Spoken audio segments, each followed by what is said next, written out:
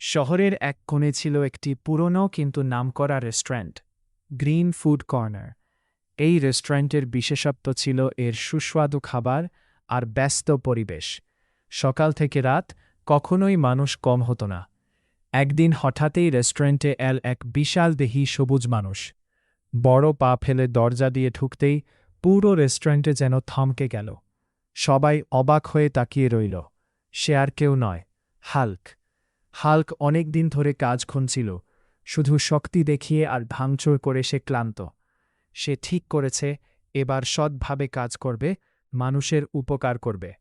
তাই সে এসেছে ওয়েটারের চাকরি নিতে। রেস্টুরেন্টের মালিক প্রথমে একটু ভয় পেলেও হাল্কের কথা শুনে নরম হয়ে গেলেন। হাল্ক বলল, স্যার, হাল্ক ভাঙবে না, হাল্ক সার্ভ করবে।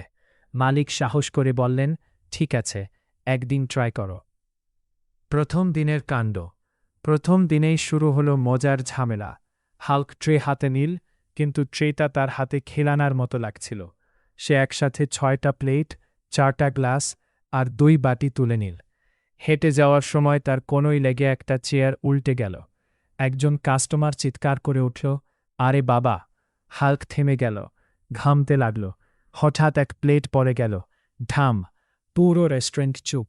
হাল্ক মাথা নিচু করে বলল, দুঃখিত। হাল্ক শিখছে। কিন্তু অবাক করার মতো ঘটনা ঘটল। এক ছোট ছেলে হাততালি দিয়ে বলল, হাল্ক আঙ্কেল, তুমি আবার চেষ্টা করো। সবাই হেসে ফেল। পরিবেশ হালকা হয়ে গেল। ধীরে ধীরে পরিবর্তন দিন যায়। হাল্ক শিখতে থাকে।